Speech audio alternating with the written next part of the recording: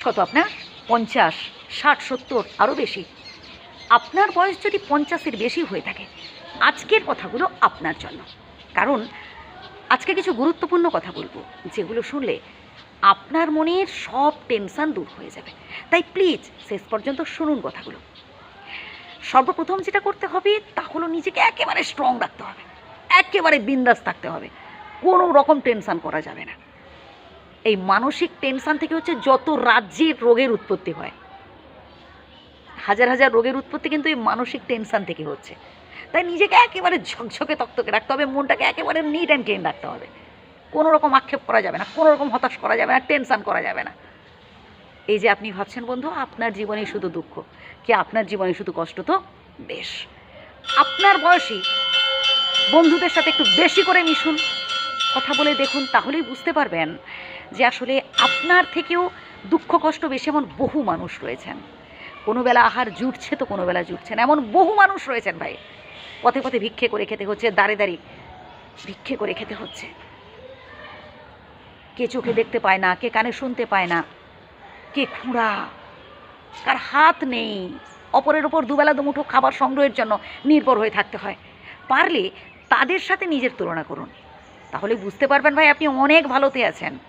হ্যাঁ, একটা সময় আপনি আপনার পরিবারের জন্য অনেক কিছু করেছেন, অনেক স্যাক্রিফাইস করেছেন, কিন্তু এখন তাদের থেকে যতটুকুন পাচ্ছেন খুবই সামান্য। এতে কষ্ট পাচ্ছেন, মন খারাপ করছেন না বন্ধু, এতে কষ্ট পাবেন না।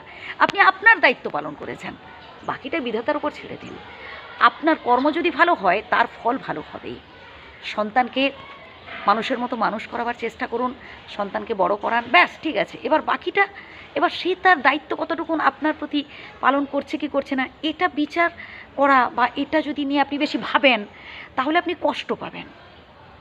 একটা কথা আছে না, বয়স্ক মানুষেরা বেশি বলে থাকেন, গাছ লাগাও ফলের আশা করো না। বাস্তব হচ্ছে এটাই।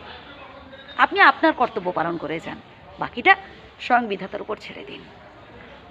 আপনার অর্জিত যা কিছু টাকা পয়সা বাড়ি গাড়ি যা কিছু আপনি কষ্ট করে উপার্জন করেছেন সবটাই নিজের নামে রাখুন। হ্যাঁ, অন্য কাউকে আপনি নমিনি রাখতেই পারেন, কিন্তু যাতে শেষ বয়সে আপনি ভোগ করতে পারেন এই চেষ্টা করবেন। কারণ আমি অনেক বৃদ্ধ বাবা মাকে দেখেছি শেষ বয়সে ভিক্ষে করে খেতে। কেউ কারোর জন্য নয় ভাই এই পৃথিবীতে। যতদিন আপনি দিতে পারছেন, যতদিন আপনার হাত পা চলছে, কাজবাজ করতে পারছেন, সবাই আপনার হচ্ছে খাতির করবে, সবাই আপনার প্রশংসা করবে, সবাই আপনার সেবা যত্ন করবে। যে আপনি তাদের উপকার করতে পারবেন না, যে আপনি হাতটা গুটিয়ে নেবেন, দেখবেন আপনাকে আর জিজ্ঞেসই করবে না, আপনার বিপদে বিপদে পাশেই থাকবে না। সব থেকে স্বার্থপর হচ্ছে মানুষ। এই পৃথিবীতে যত জীব আছে তার মধ্যে সব থেকে বেইমান হচ্ছে মানুষ, বুঝলেন? তাই নিজের কর্তব্য নিজেকে পালন করে যেতে হবে এবং নিজেকে হ্যাপি রাখতে হবে।